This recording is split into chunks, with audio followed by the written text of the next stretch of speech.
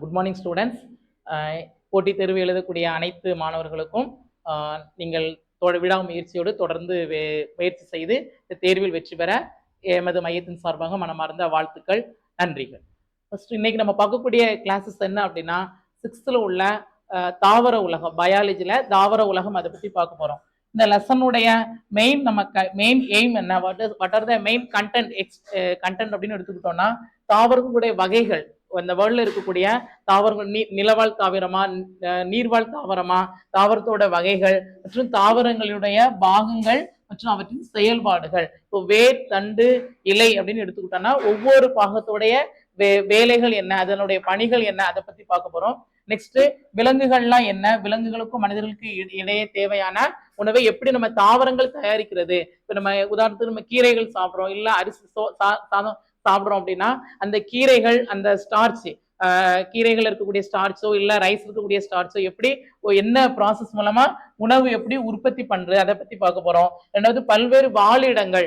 இப்போ விலங்குகளை எடுத்துக்கிட்டோம்னா ஒரு சில விலங்குகள் நீர்வாழ் விலங்குகளா இருக்கலாம், ஒரு சில விலங்குகள் நிலவாழ் விலங்குகளா இருக்கலாம், ஒரு சில விலங்குகள் இரு வாழ்விகளாகவும் இருக்கும். நிலத்திலும் நீரில் வாழும் தன்மையுடைய விலங்குகளா இருந்தா அதை நம்ம இரு வாழ்விகள் சொல்லுவோம். இந்த மாதிரி இந்த வாழ்விடத்தோடைய அமைப்புகள் மற்றும் உயிரினங்களை எந்தெந்த தாவரங்கள் எப்படி ஒன்றை சார்ந்து இருக்கு, அதனுடைய லைஃபுக்காக எப்படி டிபெண்ட் பண்ணி சார்ந்து இருக்கு அப்படிங்கிறத இந்த லெசனுடைய மெயின் நம்ம தீம். சரி, தாவரங்களுடைய வகைகள் பத்தி பார்க்க போறோம்.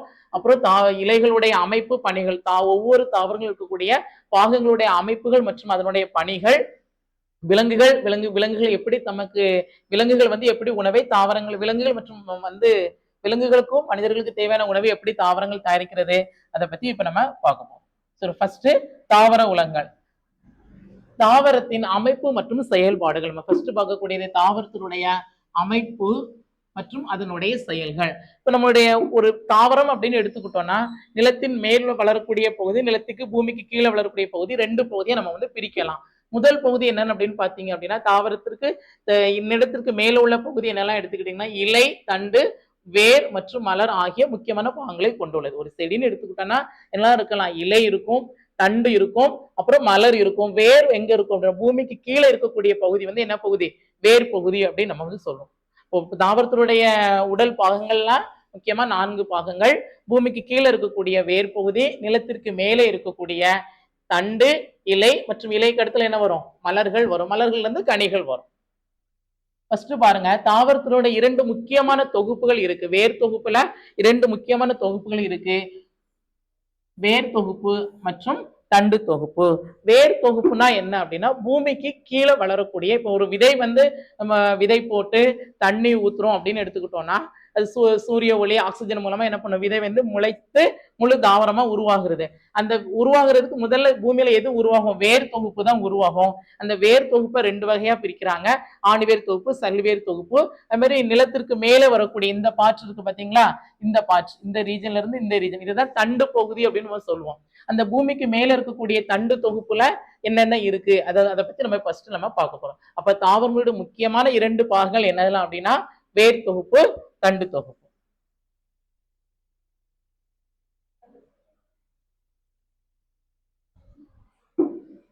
ஃபர்ஸ்ட் வேர் தொகுப்பு. பொதுவா வேர்னா என்ன நமக்கே தெரியும், பூமிக்கு கீழே நேர்புவி நாட்டம் உடையவை, வேர்கள் நேர்புவி நாட்டமுடையவை அப்படின்னு சொல்லுவாங்க. அப்ப வேர் முக்கியமான அச்சு பகுதி நிலத்திற்கு கீழே தான் காணப்படும். இந்த வேர்ல என்ன இருக்கும் அப்படின்னா வேர் முடிகள் இருக்கும். வேர் மூடியில அந்த சின்ன சின்ன ஸ்மால் ஹேர் லைக் அப்பெண்டிசஸ் இருக்கு, அதுக்கு பேரு வேர் தூவிகள் அப்படின்னு சொல்லுவாங்க. அப்ப வேர்ல என்னெல்லாம் இருக்கும் அப்படின்னா, வேருடைய நுனி பகுதியில என்ன இருக்கும், வேர் முடிகள் இருக்கும், அதுக்கடுத்து வேர் தூவிகளும் காணப்படும். இந்த வேர் தூவிகள், வேர் முடிகள் என்ன பண்ணும் அப்படின்னா, நிலத்துக்கு நிலத்துல இருக்கக்கூடிய நீர் மற்றும் கனிம சத்துக்கள், ஊட்டச்சத்துக்களை உறிஞ்சி எடுக்கிறதுக்கு வேர்கள் மூலமாக தான் தாவரத்தின் மற்ற பாகங்களான தண்டுகள், இலைகள், கனிகளுக்கு இந்த நீர் மற்றும் கனிம ஊட்டச்சத்துக்கள் இந்த வேர் மூலமா தான் உறிஞ்சி அடுத்த பாகங்களுக்கு கடத்தப்படுகிறது. முக்கியமான பாயிண்ட், வேர்கள் எந்த புவி நாட்டம் உடையவை அப்படின்னு கேட்டீங்கன்னா நோட் பண்ணிக்கிடுங்க. வேர்கள் நேர்புவி நாட்டம் உடையவை. வேர்கள் நேர்புவி நாட்டம். நேர்புவி நாட்டம்னா வேற ஒண்ணு இல்ல, பாசிட்டிவ் ஜியோட்ரோபிசம் அப்படின்னு சொல்லுவாங்க. ஜியோட்ரோபிசம் மீனிங் பூமியை நோக்கி கீழ் நோக்கி போகக்கூடிய பகுதி பாசிட்டிவ் ஜியோட்ரோபிசம். அப்ப தண்டுன்னு எடுத்துக்கிட்டோம்னா எப்படி இருக்கும்? நெகட்டிவ் எதிர் புவிநாட்டம் உடையவை அப்படின்னு எடுத்துக்கலாம். இப்ப தாவரங்களுடைய வேர் தொகுப்போட 2 வகைகள் பார்க்க போறோம். 2 முக்கியமான வேர்கள் இருக்கு. ஆணிவேர் தொகுப்பு மற்றும் சல்லிவேர் தொகுப்பு.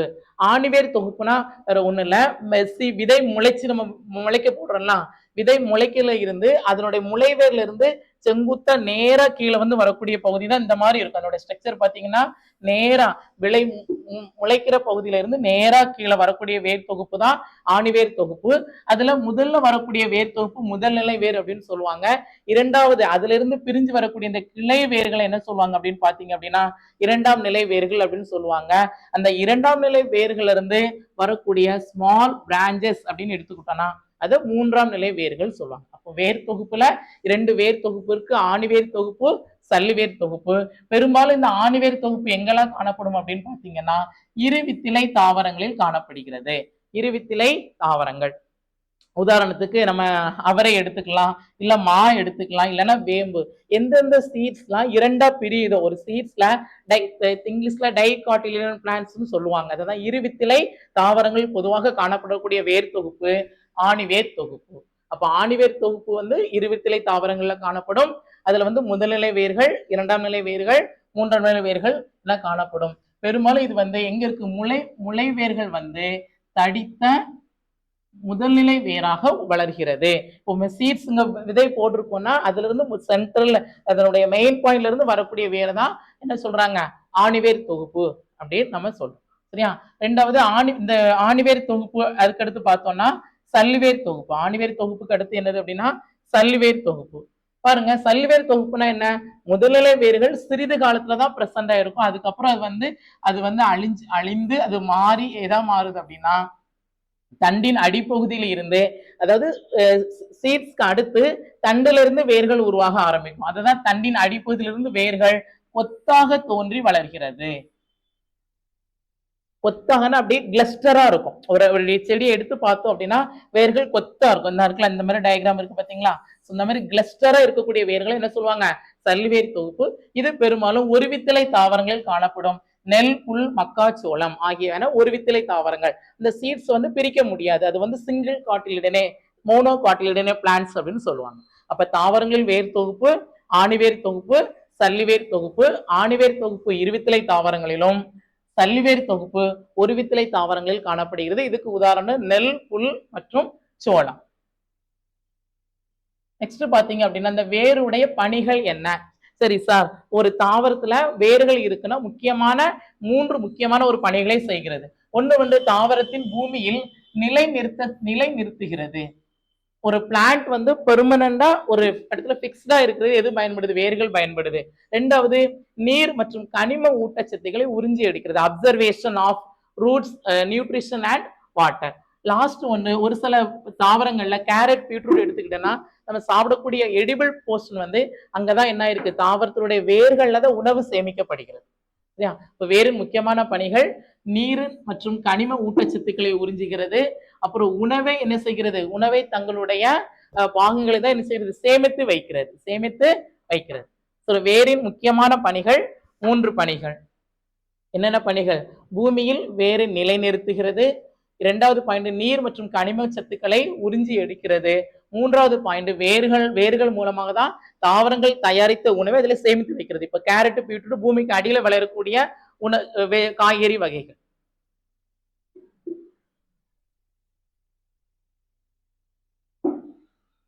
நெக்ஸ்ட் நம்ம பார்க்கக்கூடியது தண்டு தொகுப்பு. தண்டு தொகுப்புன்னு எடுத்துக்கிட்டோம்னா பூமிக்கு மேலே வளரக்கூடிய பகுதி தான் தண்டு தொகுப்பு. அந்த தண்டு தொகுப்புல பாத்தீங்க அப்படின்னா அதனுடைய மைய அச்சு அப்படின்னு சென்ட்ரல் ஆக்சிஸ் அப்படின்னு சொல்லுவாங்க. ஒரு பிளான்ட் இருக்குன்னா இந்த சென்ட்ரல் ஆக்சிஸ் தான் என்ன சொல்றாங்க? தண்டு பகுதி அப்படின்னு நம்ம சொல்றோம். என்ன சொல்றோம்? தண்டு பகுதி அப்படின்னு நம்ம சொல்றோம். சரியா? தண்டு பகுதி நம்ம சொல்லக்கூடியது அதனுடைய மைய அச்சு தான் தண்டு. இப்ப தண்டுன்னு எடுத்துக்கிட்டீங்கன்னா இது வந்து பூமியின் மேற்பரப்பில் சூரியனை நோக்கி வளர்கிறது. வேர்கள் வந்து பூமிக்கு கீழே வளரும். வேர்கள் எப்படி வளரும்? பூமிக்கு கீழே. தண்டுகள் வந்து பூமிக்கு மேலே வளரக்கூடியது. இதுல பாத்தீங்கன்னா முக்கியமான பகுதி கணு மற்றும் கணுவிடை பகுதி காணப்படும். நுனி மொட்டுகளும் காணப்படும், கோண மொட்டுகளும் காணப்படும். நுனி மொட்டுகள் மற்றும் கோண மொட்டுகள் காணப்படுகிறது. சரியா? அப்ப தண்டுன்னு எடுத்துக்கிட்டோம்னா பூமிக்கு மேலே வளரக்கூடியது. இங்க பாருங்க, இதான் தண்டு பகுதி. இதுல தண்டுல இலை தோணக்கூடிய பகுதிக்கு பேரு என்ன பேரு? கணு அப்படின்னு பேரு. ஒரு கணுவுக்கும் இன்னொரு கணுவுக்கும் இடையில இருக்கக்கூடிய அந்த இடைவெளிக்கு பேர் என்ன பேரு அப்படின்னா கணுவிடை பகுதி. உங்களுக்கு வித்தியாசம் தெரியுதா? அப்போ ஒரு தண்டுல வந்து இலை தோன்றக்கூடிய பகுதி கணுக்கள் எனப்படும். அந்த ஒரு கணுவுக்கும் இன்னொரு கணுவுக்கும் இடையில இருக்கக்கூடிய இடைவெளிக்கு பேர் என்ன பேரு? கணுவிடை பகுதி. கணுவிடை பகுதி ரெண்டு கணுக்கும் இடையில உள்ள பகுதி. இப்போ இதுல இன்னொரு பதில் இருக்கு. நுனி முட்டுனா என்ன? நுனி முட்டுனா என்ன? கோண முட்டுனா என்ன? ஒரு தாவரத்தின் நுனி, தண்டின் நுனியில் காணப்படக்கூடிய மொட்டு என்ன மொட்டு? நுனி மொட்டு. இலை கோணத்தில் காணப்படக்கூடிய மொட்டு என்ன மொட்டு? கோண மொட்டுன்னு சொல்லுவாங்க. இலை கோணம்னா என்ன? ஒரு இலையோடைய அடிப்பகுதிக்கும் இந்த தண்டுக்கும் இடையில இருக்கக்கூடிய இந்த கோணத்தை தான் என்ன சொல்றாங்க? இலை கோணம் அப்படின்னு சொல்றாங்க. அப்போ தண்டில ரெண்டு மொட்டு காணப்படுகிறது. நுனி மொட்டு, கோண மொட்டு. நுனி முட்டுனா என்ன அப்படின்னா நுனியில் தோன்றக்கூடிய மொட்டு. அந்த வேர்ட்ல ஆன்சர் இருக்கு, அப்படித்தானங்க? சரிங்களா? அப்போ நுனியில இருக்கு, டாப் ஆஃப் த ரீஜன், நுனியில இருந்தா நுனி மொட்டு. கோண பகுதி தண்டிற்கும் இலைக்கும் அடிப்பகுதி. இதான் நல்லா கவனிங்க. இது வந்து தண்டு, இது வந்து இங்க இலை இருக்கா? அப்ப இந்த தண்டிற்கும் இலையோட அடிப்பகுதி இடையில இருக்கக்கூடிய இந்த கோணத்தை தான் நம்ம என்ன சொல்றாங்க? இலை கோணம் சொல்றாங்க. சோ இந்த இடத்துல மொட்டு இருந்தா அதுக்கு பேரு கோண மொட்டு அப்படின்னு சொல்றாங்க. சரியா? நெக்ஸ்ட் பாத்தீங்க அப்படின்னா இலை.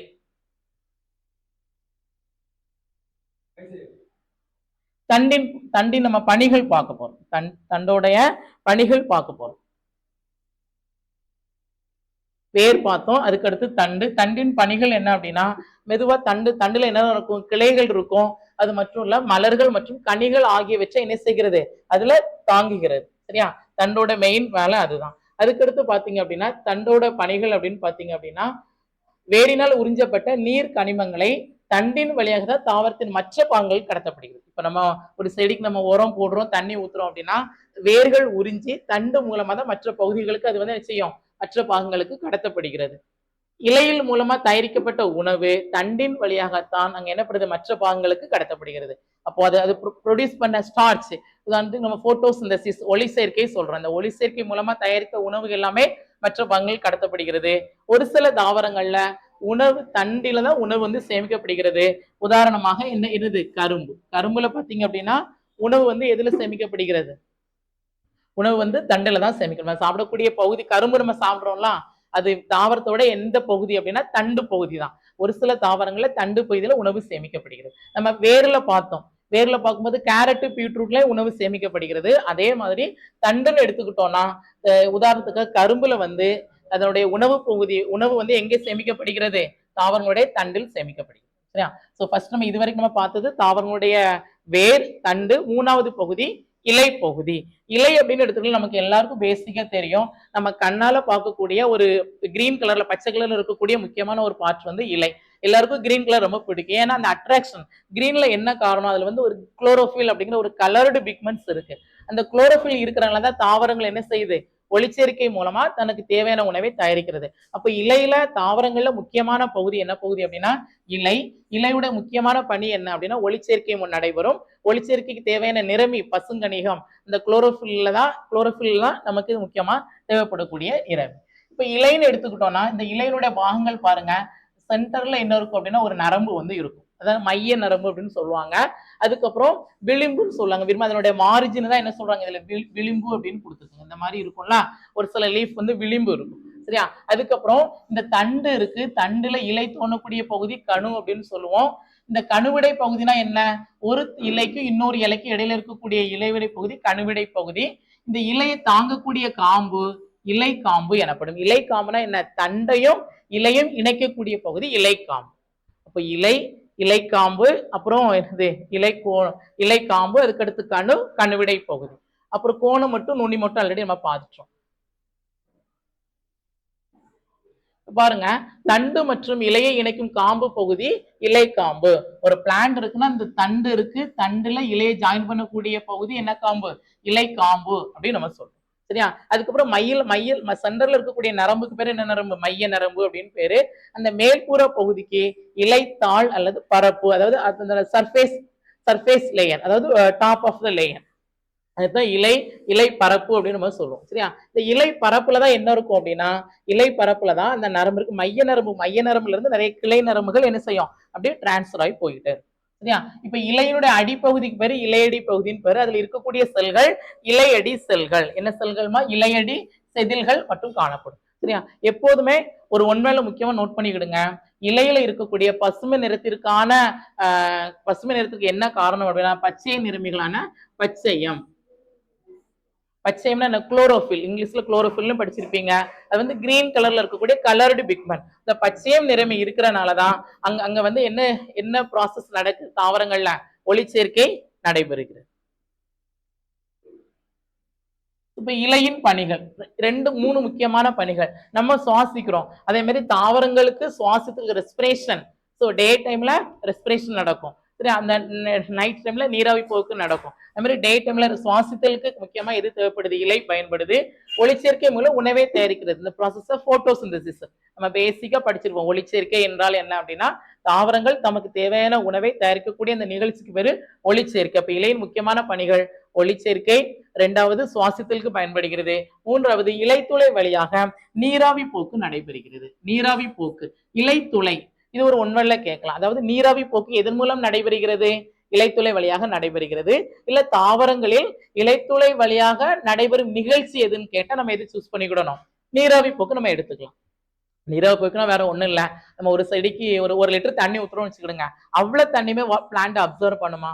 நிச்சயம் பண்ணாது. ஒரு குறிப்பிட்ட அமௌண்ட் ஆஃப் வாட்டர் வந்து லாஸ் ஆகுது. அந்த வாட்டர் லாஸ் அந்த ப்ராசஸ் தான் நீராவி போக்குன்னு சொல்லுவோம். அந்த நீராவி போக்கு எதன் வழியாக நடைபெறும் அப்படின்னா ஒரு இலையில இருக்கக்கூடிய சின்ன சின்ன இலை துளைகள் இருக்க போர்ஸ், அந்த மைனூட்டான போர்ஸ் அந்த இலைத்துளை வழியாக நடைபெறக்கூடிய நிகழ்ச்சி நீராவி போக்கு. அப்ப இலையின் பணிகள், முக்கியமான பணிகள் 3 பணிகள். ஒன்று வந்து ஒளிச்சேர்க்கை மூலமாக உணவு தயாரிக்கிறது. 2 வந்து அதற்கு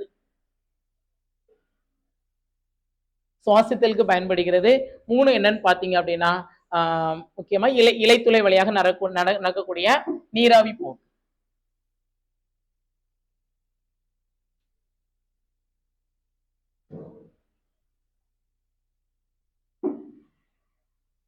நெக்ஸ்ட் நம்ம பார்க்கக்கூடிய டாபிக் என்ன அப்படின்னா வாழிடம்.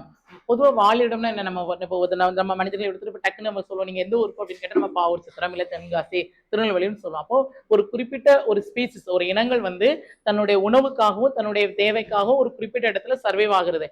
அந்த இடத்த தான் என்ன சொல்லுவாங்க? வாழிடம் அப்படின்னு சொல்லுவாங்க. இப்ப வாழிடத்துல பாத்தீங்க அப்படின்னா மெயினா 2 டிவிஷன் ஆஃப் வாழிடம் இருக்கு. வாழிடத்துல 2 வகையான வாழிடங்கள் நம்ம பார்க்க போறோம். நீர் வாழிடம் மற்றும் நில வாழிடம். சரியா? நீர் வாழிடம், நில வாழிடம். ஒரு சில தாவரங்கள் நீரில் மட்டும் வளரக்கூடிய தாவரங்களா இருக்கலாம், அதை நீர்வாழ் தாவரங்கள்னு சொல்லுவோம். நில வாழிடம் அப்படின்னா நிலத்துல சாதாரணமா வளரக்கூடிய தாவரங்களை நில வாழிடம் சொல்லுவோம். ஃபர்ஸ்ட் நம்ம பார்க்கக்கூடியது நீர் வாழிடம். இந்த நீர் வாழிடத்திலேயே 2 கேட்டகரியா டிவைட் பண்ணி பார்க்க போறோம். ஒண்ணு வந்து நன்னீர் வாழிடம், இன்னொன்னு பாத்தீங்கன்னா கடல் நீர் வாழிடம். நன்னீர் வாழிடம்னா என்ன? நல்ல நீர்கள். அதுல ஆன்சர் இருக்கு. நன்னீர்னா என்ன? நல்ல நீர்கள். உதாரணத்துக்காக ஆறுகள், குளம், குட்டை, ஏரி, அதனுடைய வாட்டர்லாம் நம்ம குடிக்கிறதுக்கு பயன்படுத்துவோமா? சோ அந்த நீர்நிலைகளை நன்னீர் வாழிடம் அப்படின்னு சொல்லுவாங்க. அந்த நீர் வாழிடத்துல நன்னீர் வாழிடம்னா ஆறுகள், ஏரிகள், குளங்கள், குட்டைகள். ஸோ அதனுடைய pH வேல்யூ ரொம்ப லோவா இருக்கும். குடிக்கிறதுக்கு பயன்படுத்தக்கூடிய வாழிடங்கள். அதுல பாத்தீங்க அப்படின்னா உதாரணத்துக்கு பாத்தீங்க அப்படின்னா இப்போ இந்த பிக்சர்ல நமக்கு என்ன தெரியுது அப்படின்னா உதாரணத்துக்கு இப்போ வந்து இது வந்து என்னது? சப்பாத்தி களி அப்படின்னு எடுத்துக்கிடும். இது வந்து பாலைவனத்துல வளரக்கூடிய ஒரு நிலவாழ் தாவரமா இருக்கலாம். சரியா? அதுக்கப்புறம் இங்க பாருங்க, இதெல்லாம் என்னது? ஆறுகள், மலைகள், குளங்கள் இங்க இருக்கு. அப்ப இது வந்து என்ன வாழிடம்? ஃப்ரெஷ் வாட்டர் சோர்ஸ், அதாவது நன்னீர் வாழிடம் அப்படின்னு எடுத்துக்கலாம். இது என்னது அப்படின்னு பாத்தீங்க அப்படின்னா நம்ம கடல் தண்ணி எடுத்துக்கலாம். கடல் தண்ணி அப்படின்னா அது வந்து அதிகப்படியான உப்புத்தன்மை அதிகமா இருக்கும். அத கடல் நீர் வாழிடம் அப்படின்னு 2 வாழிடமா பிடிச்சிருக்காங்க. சரியா? இப்ப பாருங்க, நீர் வாழிடம் என்பது நிரந்தரமாக நீர் சுருந்துள்ள பகுதி. இப்போ ஒரு ஆறு, குளம், குட்டைனா பெர்மனண்டா நிரந்தரமாக ஸ்டாக்னன்ட் வாட்டர் இருக்கும். அப்படிதானே? இல்ல ரன்னிங் வாட்டரா இருக்கலாம், இல்ல ஸ்டாக்னன்ட் வாட்டரா இருக்கலாம். ரன்னிங் வாட்டர்னா தொடர்ந்து ஓடிக்கிட்டே இருக்கும். உதாரணத்துக்கு ஆறு, ஏரி, எல்லாம் தண்ணி ஓடிக்கிட்டே இருக்கும். குளம், குட்டைன்னு எடுத்துக்கிட்டா குறிப்பிட்ட ஏரியால தேங்கி நிற்கக்கூடிய வாட்டர் இருக்குமா? அதைத்தான் என்ன சொல்லுவாங்க? ஸ்டாக்னன்ட் வாட்டர்னு சொல்லுவாங்க. அப்ப நீர் வாழிடம் என்பது நிரந்தரமாக அங்க எது பிரசண்டா இருக்கும்? நீர் வந்து பிரசண்டா இருக்கும். அதைத்தான் நன்னீர் வாழிடம் மற்றும் கடல் நீர் வாழிடம் 2 வகையை நம்ம என்ன செய்ய போறோம்? அதுல நம்ம பிரிச்சிருக்காங்க. நீர் வாழிடத்துல 2 வகைகள். சோ ஃபர்ஸ்ட் பாருங்க, இந்த ஃப்ளோ சார்ட் பாருங்க. நில வாழிடம் மற்றும் நீர் வாழிடம். நில வாழிடம்ல என்னெல்லாம் கொடுத்திருக்காங்க? நிலங்களா இருக்கும். சரியா? அதுலதான் என்ன வரும்? பாலைவனம் வரும். அதுல என்ன வருமா? பாலைவனம். பூமியில் மிகவும் வறண்ட நிலப்பகுதியான புல்வெளிகள் அங்க வந்து இருக்கும். சதுப்பு நில காடுகள், இல்லைன்னா அவர் என்ன சொல்லுவாங்க, சப்பாத்தி கிள்ளி, அந்த மாதிரி ட்ரை, அதாவது ட்ரை ஏரியால வாட்டரை கன்சர்வ் பண்ணி வளரக்கூடிய தாவரங்கள். நீர் வாழிடத்துல நன்னீர் வாழிடம் அப்படின்னு எடுத்துக்கிட்டோம்னா ஆறுகள், ஏரிகள், குளங்கள், குட்டைகள், இது எல்லாமே நன்னீர் வாழிடத்துல வரும். அதுக்கப்புறம் கடல் நீர் வாழிடம் அப்படின்னு எடுத்துக்கிட்டோம்னா நமக்கு டைரக்டா கடல் தான் கடல் நீர் வாழிடம். அப்ப நீர் வாழிடத்துல 2 வகையா பார்த்திருக்கோம், நன்னீர் வாழிடம், கடல் நீர் வாழிடம்.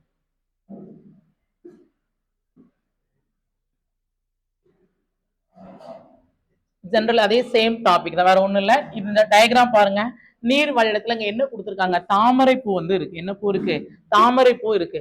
தாமரை பூவோட தண்டு பகுதி எப்போது எப்படி இருக்கும் அப்படின்னு பாத்தீங்கன்னா பூமி தண்ணிக்கு உள்ள மூழ்கி இருக்கும். அதனுடைய லீவ்ஸ் வந்து ஃப்ளோட்டிங் நேச்சரா இருக்கும், மிதந்து காணப்படும். அதுக்கு காரணம் அந்த தாவரத்தினுடைய வேர்கள் தண்டுல இருக்கக்கூடிய காற்றறைகள், ஏர் ஸ்பேசஸ் அப்படின்னு சொல்லுவாங்க. அந்த ஏர் spaces இருக்கிறனாலதான் they are floating in nature, மிதந்து காணப்படும். சோ இது நோட் பண்ணிக்கிடுங்க. இது நீரில் மிதக்கக்கூடியது. நீரில் மிதக்கிறதுக்கு காரணம் அதுல இருக்கக்கூடிய ஏர் ஸ்பேஸ். இங்க கொடுத்துருக்காங்க பாத்தீங்களா, ஏர் ஸ்பேஸ்னா என்ன, அந்த காற்று பைகள் அப்படின்னு சொல்லுவாங்க. சரியா, இது வந்து நீர் வாழிடத்துல கொடுத்துருக்காங்க. அதுக்கப்புறம் கடல் நீர் வாழிடம் அப்படின்னு எடுத்துக்கிட்டோம்னா பொதுவாகவே 70% வந்து பூமியோட மேற்பரப்பு எந்த நீரால இருக்கு, 70%, 70% நம்மளுடைய எர்த்து சுத்தி 70% நீர் தான் இருக்கு. அது மட்டும் இல்ல, மொத்த ஒளிச்சேர்க்கையில சுமார் 40% வந்து கடல் தாவரங்கள தான் நடைபெறுகிறது. ஒளிச்சேர்க்கையில 40% வந்து ஒளிச்சேர்க்கை எது மூலமா நடைபெறுது அப்படின்னு பார்த்தோம்னா கடல்வாழ் தாவரங்கள். கடல்வாழ் தாவரங்கள வேற ஒண்ணு இல்ல, கடல்ல இருக்கக்கூடிய மைக்ரோ ஆல்கே, சின்ன சின்ன ஆல்காக்கள், பூஞ்சைகள், கடல் பாசிகள், அது மூலமா தான் ஒளிச்சேர்க்கை 40% நடைபெறுங்கிறத ஒரு டேட்டா. நெக்ஸ்ட் பாருங்க, இப்ப நம்ம நீர் வாழிடம் பார்த்துட்டோம். நீர் வாழிடத்துல நன்னீர் வாழிடம், கடல் நீர் வாழிடம். அடுத்து நம்ம பார்க்கக்கூடியது நில வாழிடம். நில வாழிடம் லாஸ்ட் நம்ம லெசனுடைய பினிஷிங்ல இந்த உங்களுக்கு தெரியுமா எல்லாமே நம்ம கண்டென்ட்டா பார்த்துருவோம். ஒரு 7 கொஸ்டின்ஸ் இருக்கு, அதை லாஸ்ட் ரிவைஸ் பண்ணும்போது பார்த்துருவோம். நில வாழிடம் அப்படின்னா காடுகள், புல்வெளிகள், அது மட்டும் இல்ல பாலைவனங்கள், இது மூணுமே என்ன வாழிடம், நில வாழிடம். அங்க வந்து நீர் தேவைப்படும். மெயினா அதனுடைய மெயின் அட்டாச்மெண்ட் எங்க இருக்கு, நிலத்துல வாழக்கூடிய தாவரங்களை நில வாழிடம் அப்படின்னு சொல்லுவோம். பொதுவா பாத்தீங்கன்னா உலகத்துல 28% தான் என்ன வாழிடங்கள் இருக்கு, நில வாழிடங்கள் வந்து இருக்கு. சில நீர் வாழிடங்கள் எவ்வளவு பெர்சன்டேஜ் பார்த்தோம், 70%. அதுல ஒளிச்சேர்க்கை நடைபெறுகிறது 40%. நில வாழிடங்கள் வந்து 28% வந்து இருக்கு. இது வந்து மனிதனால் உருவாக்கப்பட்ட ஒரு வாழிடம். சரியா, ஒரு காடுகள் இருக்கலாம், இல்ல பசுமை மர காடுகளா இருந்தா அது வந்து யாருதான் உருவாக்குங்க, மனிதனால் உருவாக்கப்பட்ட வாழிடம் வந்து நில வாழிடம். உதாரணத்துக்காக பசுமை மர காடுகள், முட்புதர் காடுகள். இந்த நில வாழிடங்கள்ல 3 வகைகள் இருக்கு, காடுகள், புல்வெளிகள், பாலைவனங்கள். இந்த 3க்கு என்ன வித்தியாசம் அப்படின்னா, காடுகள் உங்களுக்கு தெரியும் எப்போதுமே மனிதனால உருவாக்கப்பட்டவை, பசுமையா இருக்கக்கூடியது. புல்வெளிகள், பாலைவனங்கள் என்ன இருக்கணும், அதிகப்படியான மணல் மேடுகள் அதிகமா இருக்கும். மணல் அதிகமா இருக்கிறதுனால அங்க இருக்கக்கூடிய தாவரங்கள் நீரை அதிகமாக நீர் கிடைக்கும் போது உறிஞ்சி வச்சுக்கூட சேமிச்சு வச்சக்கூடிய தன்மை, அடாப்டேஷன் எதுக்கு இருக்கும், பாலைவனங்கள் தாவரங்களுக்கு இருக்கும். பட் ஆனா காடுகள், புல்வெளிகள் எடுத்துக்கிட்டீங்க அப்படின்னா அப்படி கிடையாது. நம்ம வயலுக்கு போறோம், நெல் நட்டுருக்கோம், தக்காளி சீல் அப்படின்னு நம்ம தண்ணி பாய்க்கிறோம், அது வேர்கள் உறிஞ்சுது, மறுநாள் ட்ரை ஆயிருது, மறுநாள் நம்ம என்ன செய்யறோம், நீர் பாய்ச்சோம், இரிகேஷன் பண்றோம். ஸோ அந்த மாதிரி காடுகள், புல்வெளிகள் வந்து நீர்ப்பாசன முறைகள் வந்து இருக்கும். ஆனா பாலைவனங்கள் இருக்கக்கூடிய தாவரங்களுக்கு என்ன தகவமைப்பு இருக்கும் அப்படின்னா, நீர் கிடைக்கும் போது சேமிச்சு வைக்கக்கூடிய தகவமைப்பு எங்க பிரசண்டா இருக்கு, பாலைவனங்கள்ல இருக்கு.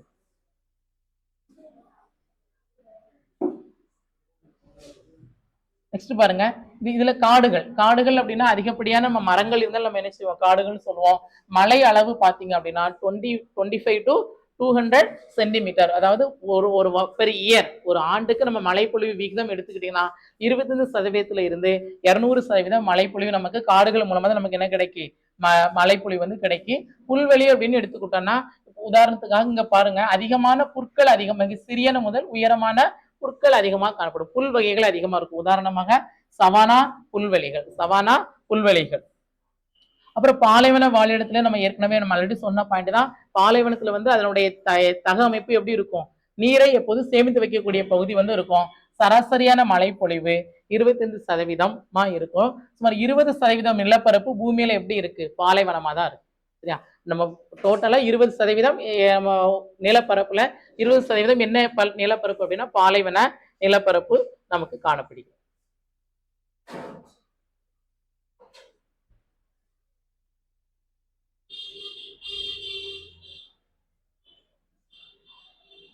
அதே மாதிரி இந்த இதுல பாத்தீங்க அப்படின்னா இந்த பாலைவன காடுகளை மறுபடியும் பாலைவனத்தை வாழிடங்களை 4 வகையா பிரிக்கிறாங்க. வெப்பமான வறண்ட பாலைவனங்கள், மித வெப்பமான பாலைவனங்கள், கடல் சார்ந்த பாலைவனங்கள், குளிர் பாலைவனங்கள். பாலைவனங்கள்ல டிஃப்ரெண்ட் ரீஜன் எதை பொறுத்து பிரிக்கிறாங்க? பேஸ்ட் ஆன் தேர் டெம்பரேச்சர், அங்க இருக்கக்கூடிய வெப்பநிலையை பொறுத்து தான் பிரிக்கிறாங்க. வெப்பமான வறண்ட பாலைவனங்கள் அங்க டோட்டலாவே இந்த ட்ரை பிளேசஸா இருக்கும். சரியா? மித வெப்பமான மீன்ஸ் மாடரேட்டிங் டெம்பரேச்சர். கடல் சார்ந்த பாலைவனம்னா என்ன? ஓரளவு அங்க என்ன இருக்கும்? நீர் வாட்டர் பெர்சன்டேஜ் இருக்கும். சரியா? உதாரணமாக சப்பாத்தி கள்ளி, அகேவ், சோற்று கட்டாழை மற்றும் பிரயோஃபில்லம் இது எல்லாமே எங்க வளரக்கூடிய தாவரங்களுக்கு உதாரணம். பாலைவனத்துல வரக்கூடிய தாவரம். இது ஞாபகம் வச்சுக்கிடுங்க. பிரயோஃபில்லம் ஆல்ரெடி ஒரு 10th புக்ல வரும். கட்டி போட்டால் குட்டி போடும் அப்படின்னு சொல்லுவாங்க. அதுக்கு ஒரு காமன் நேம் உண்டு. இந்த பிரயோஃபில்லம் வந்து நம்ம நொடிச்சு விட்டால் நம்முடைய ஸ்டெம்மோடைய லீஃப்ல இருந்து என்ன பண்ணும்? கீழே விழுந்தாலும் புது பிளான்டா உருவாங்க. அதனால இதுக்கு என்ன சொல்லுவாங்க? கட்டி போட்டால் குட்டி போடும் அப்படின்னு சொல்லுவாங்க. ஸோ இது ஒரு முக்கியமான ஒரு 1 வேர்டு, இது நோட் பண்ணிக்கிடுங்க.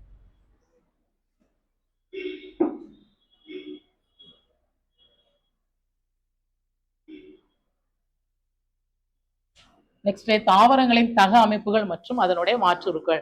வாட் இஸ் தக அமைப்பு? அடாப்டேஷன்னா என்ன? இப்போ நம்ம வந்து இப்போ நம்ம ஏரியால இருக்கோம் அப்படின்னா நமக்கு ஒரு இந்த நம்ம ஏரியால உள்ள டெம்பரேச்சர், இங்க உள்ள காற்று, இங்க உள்ள தண்ணி நமக்கு வந்து பாடிக்கு அக்செப்ட் ஆகிடும். ஸோ எந்த ஒரு உயிரினம் ஒரு குறிப்பிட்ட இடத்துல வாழ்றதுக்கு அந்த என்விரான்மெண்ட்டுக்கு தன்னை பாடியை வந்து அக்செப்ட் பண்ணிக்கிடுதோ அந்த கேரக்டர் தான் அடாப்டேஷன் அப்படின்னு சொல்லுவாங்க. அதே மாதிரி ஒவ்வொரு தாவரங்களுக்கும் ஒவ்வொரு தக அமைப்புகள் இருக்கு. ஸோ அதை பத்தி இப்ப நம்ம பார்க்க போறோம். உதாரணத்துக்கு பாத்தீங்க அப்படின்னா தாவரங்கள்ல பற்று கம்பி அப்படின்னு சொல்லுவாங்க. பற்று கம்பினா வேற ஒண்ணு இல்ல, ஒரு சின்ன உதாரணம். நம்ம வீட்டுல வந்து பாகற்காய் கொடியோ இல்ல புடலங்கொடியோ இல்ல ஒரு வெத்தலை கொடியை போட்டிருக்கோம் அப்படின்னு வச்சுக்கோங்களேன். பக்கத்துல ஒரு பெரிய மரமோ ஒரு சுவரு இருந்தது அப்படின்னா அதை அப்படியே சுத்தி பின்னி சப்போர்ட்டுக்காக ஒரு ஹோஸ்ட் பிளான்டா அட்டாச் பண்ணி இருக்கும். அதைத்தான் நம்ம என்ன சொல்லுவோம் அப்படின்னா பற்று கம்பிகள் இல்லைன்னா ஏறு கொடிகள். ஏறு கொடிகள்லாம் என்ன? அது வந்து கொடி வகைகள் தான் ஒரு இதை அட்டாச் பண்ணி ஒரு இதை சார்ந்து வாழும். சரியா? இப்ப இதுல பாருங்க, பட்டாணி, பாகற்காய் போன்ற மெலிந்த தண்டுடைய தாவரங்கள். அதனுடைய ஸ்டெம் எப்படி இருக்கும்? ரொம்ப மெல்லிசா இருக்கும். இப்ப நம்ம உதாரணத்துக்கு மரங்கள் எடுத்துக்கிட்டீங்கன்னா தண்டு எப்படி இருக்கும்? தடிமனா இருக்கும், ஸ்ட்ராங்கா இருக்கும். அது பிளெக்சிபிள் நேச்சரா இருக்காது. பட் ஆனா இந்த மெலிந்த தண்டுடைய தாவரங்கள்லாம் பாகற்காய் கொடியெல்லாம் பாத்தீங்கன்னா சின்ன மெல்லிசா இருக்கும். அதனால அந்த மெலிந்த தண்டுடைய தாவரங்களுக்கு தான் என்ன தன்மை இருக்கும்? ஏறு கொடிகள், அதாவது பற்று கொடிய தன்மை வந்து இருக்கும். சரியா? அதுக்கப்புறம் பாருங்க, அதான் இனிப்பு பட்டாணி மற்றும் பாகற்காய் தாவரம் எதுக்கு உதாரணம்? ஏறு கொடிகள் மற்றும் பற்று கம்பி.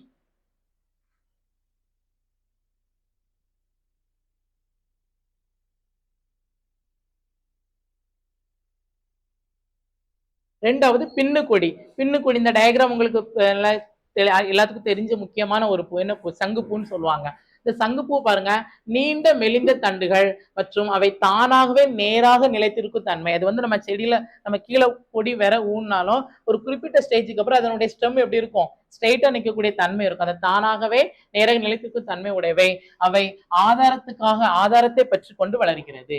இது முக்கியமான பாயிண்ட். அப்போ பின்னு கொடி வேற, ஏறு கொடி வேற. ஏறு கொடிக்கு உதாரணம் பாகற்காய், இனிப்பு பட்டாணி எடுத்துக்கலாம். பின்னு கொடிக்கு உதாரணம் சங்குப்பூ மற்றும் மல்லிகை பூச்செடி. அதுக்கப்புறம் முட்கள்ல எடுத்துக்கிட்டோம்னா ஒரு சில தாவரங்கள் தன்னுடைய அந்த தாவரத்தோட இலைகள்ல பாதுகாப்பிற்காக எது ஏற்படும் உதவும் வகையில் முழுமையாகவோ அல்லது ஓரளவுக்கு கூறிய முட்கள் காணப்படும்.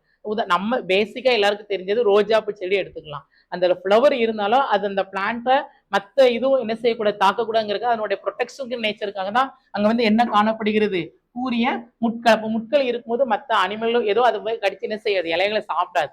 சரியா? இப்போ முட்கள் இல்லைன்னா மற்ற ஆடோ மாடோ மேய்ச்சல் வரும்போது அந்த முட்களை அந்த செடியை சாப்பிடக்கூடிய வாய்ப்பு இருக்கு. அப்ப அந்த செடி தன்னை பாதுகாத்துக்கிறதுக்காக குறிப்பிட்ட ஒரு அமைப்பு அடாப்டேஷன் தான் என்ன சொல்லுவாங்க? கூறிய முட்கள் அல்லது முழுமையான ஒண்ணு ஜென்ரலா ஃபுல்லா ஷார்ப்பா முள்ளு இருக்கும், இல்ல சாதாரணமா இருக்கும். உதாரணம் அகேவ் பிளான்ட். அதுக்கு பேரு ரயில் கற்றாழை. சரியா? இதுல பாத்தீங்கன்னா விளிம்புகள்ல தான் என்ன இருக்கு? முட்கள் வந்து இருக்கு. இலைகளுடைய நுனிப்பகுதி விளிம்புல இருக்கு. சப்பாத்தி கல்லின்னு எடுத்துக்கிட்டீங்கன்னா அந்த சப்பாத்தி கல்லில இலைகள் தான் எதா மாறி இருக்கு? உருமாற்றம் அடைந்து சிறு முட்களாக மாறுகிறது. Leaf is converted into spine அப்படின்னு சொல்லுவாங்க. அந்த சின்ன சின்ன முட்களா மாறக்கூடியது இலைகள் தான் எதா மாறுது? முட்களா மாறுது சப்பாத்தி கல்லில. அப்புறம் காகித பூன்னு ஒரு செடி இருக்கு. அதனுடைய இன்னொரு நேம் வந்து போகன் வில்லா. ஸோ இந்த காகித செடியில அதனுடைய தண்டு பகுதி தான் முட்களா மாறி இருக்கு. அப்ப இந்த ஒரு 3 ஒரு எக்ஸாம்பிள் படிச்சுக்கிடுங்க, நோட் பண்ணிக்கிடுங்க. அகேவ்னா என்னது? ரயில் கற்றாழை. ரயில் கற்றாழையோட இலைகளுடைய நுனிப்பகுதி விளிம்பு முட்களா மாறுது. சப்பாத்தி களில இலைதான் எதா மாறுது, சிறு முட்களா மாறுது. காகித பூல தண்டு பகுதி முட்களா மாறுது அப்படின்னு கொடுத்துருக்காங்க. சரியா? அப்போ காகிதப்பூ, போகைன்வில்லா, அப்புறம் அகேவ், ரயில் கற்றாழை, சப்பாத்தி கள்ளி, அந்த என்ன அந்த தாவரத்தோட எந்த பகுதி எதா மாறி எதா மாறுது அப்படிங்கறத நோட் பண்ணிக்கணும். இது அகேவ் பிளான்ட், இது வந்து சப்பாத்தி கள்ளி பிளான்ட். ஸோ நெக்ஸ்ட் நம்ம பார்க்கக்கூடியது இந்த இந்த லெசன்ல நம்ம பார்த்தீங்கன்னா வேற என்னென்ன பார்த்துருக்கோம் அப்படின்னா, பொதுவா பூக்கும் தாவரங்களுக்கு கூடிய முக்கியமான வகைகள் பத்தி பார்த்துருக்கோம். வேர் தொகுப்பு மட்டும் என்னெல்லாம் பார்த்தோம், தண்டு தொகுப்பு பார்த்தோம். சின்ன ஒரு ரிவிஷன். வேர் தொகுப்புல என்னெல்லாம் பார்த்தோம், ஆணிவேர் தொகுப்பு, சல்லிவேர் தொகுப்பு, ஒரு வித்திலை தாவரங்கள், இருவித்திலை தாவரங்கள் உதாரணம் பார்த்தோம். அப்புறம் வேர் மற்றும் வேருடைய பணிகள் என்ன அப்படின்னு பார்த்தோம். ஒரு வேர் அப்படின்னா நீர்ல இருந்து நீர் மற்றும் கனிம ஊட்டச்சத்துக்களை உறிஞ்சு வாழும் தன்மை உடையவை. அப்புறம் தாவரங்களுக்கு தேவையான நீரையும் கனிமையும் பூமியில நல்லா பிரசண்டா ஸ்டாக்னண்டா நிக்கிறதுக்கு பயன்படுது. அதுக்கப்புறம் தண்டுனா என்ன, தண்டுல என்னென்ன பகுதி இருக்கு, கணுக்கள் இருக்கும், கணுவிடை பகுதி இருக்கும். வாட் இஸ் கணு, கணுனா என்ன, ஒரு தண்டுல இலை தோன்றக்கூடிய பகுதி கணுன்னு பார்த்தோம். அப்படிதான் தண்டு. நல்லா பாருங்க, இங்க வந்து இலை இருக்கு. இந்த தண்டுல இந்த இலை தோணக்கூடிய பகுதிக்கு பேரு தான் கணு அப்படின்னு பேரு. இது இலை, இந்த இலையையும் இது இலையை தண்டை கணக்கூடிய பகுதி இலை காம்புன்னு பார்த்தோம். இப்ப கணுவிடை பகுதினா என்ன, இங்க இன்னொரு அடுத்த லீஃப் ஆரம்பிக்குன்னு வச்சுக்கிடுங்க. இந்த கணுவுக்கும் இந்த கணுவுக்கும் இடையிலுடைய இடைவெளி பகுதி கணுவிடை பகுதி. அப்போ இந்த கணுவிடை பகுதி எல்லாம் நம்ம பார்த்தோம். அதுக்கப்புறம் இலையின் முக்கியமான 3 பணிகள்: ஒளிச்சேர்க்கை மூலமா உணவை தயாரிக்கிறது, சுவாசித்தலுக்கு பயன்படுகிறது, நீராவி போக்கு. நீராவி போக்கு எதன் மூலம் நடைபெறுகிறது, இலைத்துளை மூலமாக தாவரங்களில் நீராவி போக்கு நடைபெறுகிறது.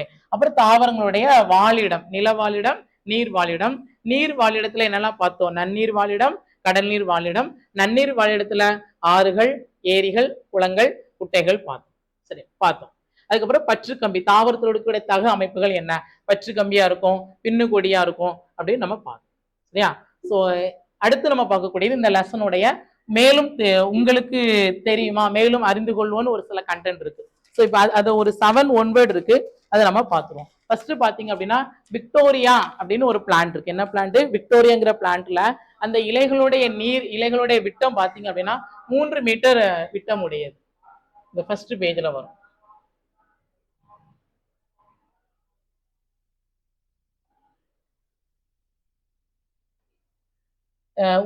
உங்களுக்கு தெரியும், நம்ம ஃபர்ஸ்ட் பார்க்கக்கூடிய ஒன் வேர்ட் என்னது அப்படின்னா, இந்த விக்டோரியா அமோசோனிகா அப்படிங்கிற ஒரு தாவரத்துடைய இலையருடைய விட்டமே எவ்வளவு இருக்கு, 3 மீட்டர் விட்டம் உடையது. இது வந்து இதுல பாத்தீங்கன்னா ஒரு மனிதனுடைய ஒரு 45 கிலோ மனிதனுடைய எடையவோ தாங்கக்கூடிய அளவுக்கு இங்க நன்கு இதனுடைய தாங்கக்கூடிய அளவுக்கு இதனுடைய இந்த பிளான்டோட இந்த லீஃப் பாத்தீங்க அப்படின்னா 45 kg எடையை வந்து தாங்கக்கூடிய தன்மை இருக்கு. இது ஃபர்ஸ்ட் ஒன், நோட் பண்ணிக்கிடுங்க.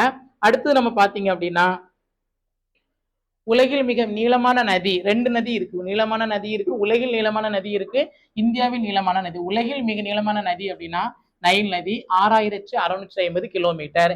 இந்தியாவில் மிக நீளமான நதி அப்படின்னு பாத்தீங்கன்னா கங்கை நதி, அதனுடைய நீளம் வந்து 2525 கிலோமீட்டர். அப்போ உலகில் மிக நீளமான நதி என்ன நதி, நைல் நதி, 6550 கிலோமீட்டர். இந்தியாவின் மிக நீளமான நதின்னு எடுத்துக்கிட்டீங்கன்னா கங்கை நதி, அது 2525 கிலோமீட்டர். ஆல்ரெடி நம்ம பார்த்தோம், தண்டு தொகுப்புல பார்த்தோம். அதனுடைய இலை வந்து எப்படி இருக்கும், இந்த நீர்வாழ் தாவரத்துல தாமரைப்பூ இலை பார்த்தோம். என்ன பார்த்தோம், தாமரையுடைய இலை காம்புல என்ன இருக்கு, காற்று இடைவெளி பைகள் இருக்கிறதா, ஏர் ஸ்பேசஸ் இருக்கும். இதான் ஏர் ஸ்பேசஸ். அந்த உள்ள இந்த தண்டுக்கு உள்ள கிராஸ் செக்ஷன்ல பார்த்தா தெரியும். இந்த ஏர் ஸ்பேசஸ் இருக்கிறனாலதான் அது வந்து என்ன தன்மை இருக்கு, மிதக்கக்கூடிய தன்மை இருக்கு. அப்போ ஏர் ஸ்பேசஸ் முக்கியமா பார்த்துக்கிடுங்க. என்ன தாவரம்னு கேட்டீங்கன்னா தாமரை அப்படிங்கிறது ஆன்சர். ஸோ நெக்ஸ்ட் பாத்தீங்க அப்படின்னா 470 மில்லியன் ஆண்டுகளுக்கு முன்னாடியே உருவாகக்கூடிய நிலவாழ் தாவரம் என்ன அப்படின்னா மாஸ்கல் மற்றும் லிவர் ஓட்ஸ்கள். இந்த 2 வகையான தாவரங்கள் எவ்வளவு ஆண்டுகளுக்கு முன்னாடி, 470 மில்லியன் ஆண்டுகளுக்கு முன்னாடி காணப்படுகிறது. அதே மாதிரி தென் அமெரிக்காவில் உள்ள அமேசான் மலைக்காடுகள்ல தான் ஆக்சிஜன், நம்மளுடைய ஆக்சிஜன் தேவையை உற்பத்தி பண்ணுது. ஏன்னா நமக்கு முக்கியமான வாயு வந்து என்ன வாயு, ஆக்சிஜன், ஒரு ரெஸ்பிரேஷனுக்கு. அப்ப 470 ஆண்டுகளுக்கு முன்னே இருக்கக்கூடிய தாவரம் மாஸ்கல், லிவர் ஓஸ்ட்கள். தென்னாப்பிரிக்காவில் உள்ள என்ன மலை காடுகள் அப்படின்னா அமேசான் மலைக்காடுகள் இருந்தா தேவையான ஆக்சிஜன் வந்து உற்பத்தி செய்யப்படுகிறது. ஒவ்வொரு ஆண்டும் நமக்கு வந்து மழை பொழிவு இருக்கு அப்படிதானே. அதாவது ஒவ்வொரு ஆண்டும் அக்டோபர் மாதம் முதல் திங்கட்கிழமை தான் உலக வாழிட நாளா அறிவிக்கிறாங்க. கவர்மெண்ட்ல சொன்னது ஒவ்வொரு ஆண்டும் அக்டோபர் மாதம் முதல் திங்கட்கிழமை, October first Monday, October first Monday தான் முதல் உலக வாழிடமாக அறிவிச்சிருக்காங்க. அதே மாதிரி மணல் குன்றுகளாலான மிகப்பெரிய பாலைவனம் என்ன பாலைவனம்? தார் பாலைவனம். இந்த தார் பாலைவனம் எங்க இருக்கு அப்படின்னா நம்ம இந்தியாவுடைய ஒரு வடமேற்கு பகுதியான ராஜஸ்தான்லயும் மற்றொரு பகுதியான கிழக்கு பாகிஸ்தானுக்கு பக்கத்தில் இருக்கக்கூடிய பஞ்சாப் சிந்து மாகாணத்திலும் காணப்படக்கூடிய பாலைவனம் என்ன பாலைவனம்? தார் பாலைவனம். ஸோ சிந்து, பஞ்சாப் மற்றும் சிந்து மாகாணம். இங்க நோட் பண்ணக்கூடிய இந்தியாவில் உள்ள என்ன பகுதி? கிழக்கு பாகிஸ்தான், இது ராஜஸ்தான். சரியா? அப்ப தார் பாலைவனம் முக்கியமான ஆன்சர். மணல் குன்றுகளாலான பாலைவனம் வந்து தார் பாலைவனம். அது எங்க இருக்கு அப்படின்னா ஒரு வடமேற்கு இந்தியாவில் ஒரு பகுதி ராஜஸ்தான். சரியா? ராஜஸ்தான்ல மற்றொரு பகுதி என்ன பகுதி? கிழக்கு பாகிஸ்தான். இந்த கிழக்கு பாகிஸ்தான்ல உள்ள பஞ்சாப் மற்றும் சிந்து மாநிலத்தில் காணப்படக்கூடிய பாலைவனம் தார் பாலைவனம். நமக்கு ஆன்சர் வந்து தார் பாலைவனம். நோட் பண்ணிக்கணும்.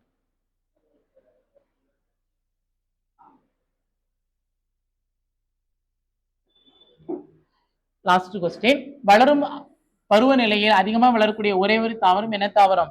மூங்கில் தாவரம். மூங்கில் வந்து அதிகமா வளரக்கூடிய ரொம்ப அதிவேகமா ஸ்பீடா வளரக்கூடிய ஒரு தாவரம் மூங்கில் தாவரம். ஸோ இந்த லெசன்ல நம்ம உங்களுக்கு தெரியுமால ஒரு 10 1 வேர்டு பார்த்தோம். சரியா? ஸோ இந்த லெசன் ஃபுல்லா நம்ம எதை பத்தி படிச்சோம் அப்படின்னா தாவர உலகம், தாவர உலகத்தோட தாவரங்கள், தாவரனுடைய வேர் தொகுப்புகள், அதனுடைய பாகங்கள், வேர், தண்டு, இலை, அதனுடைய பணிகள் மற்றும் தக அமைப்புகள், அப்புறம் நில வாழிடம், நீர் வாழிடம், அதை பத்தி நம்ம படிச்சிருக்கோம். மாணவர்கள் அனைவரும் நம்ம இந்த தாவர உலகத்தில் பகுதி லெசனோட ஃபுல் கண்டென்ட் பார்த்துருக்கோம். இது நல்லா ஒரு டைம் நீங்கள் ரிவைஸ் பண்ணிட்டு மதிப்பீடு பகுதிக்கான விடைகளை நீங்கள் நினைச்சிங்க கமெண்ட் பாக்ஸில் போடுங்க. ஒரு டைம் இன்னைக்கு படிச்சதை உடனே என்ன பண்ணுங்க, நாளைக்கு அதிகாலையில் ஒரு டைம் என்ன பண்ணுங்க, ரிவைஸ் பண்ணுங்க. எப்போதுமே ரிவைஸ் பண்ணும்போது நம்மளுடைய பாடங்கள் மனதில் நல்லா பதிவாகும். சரியா? நன்றி.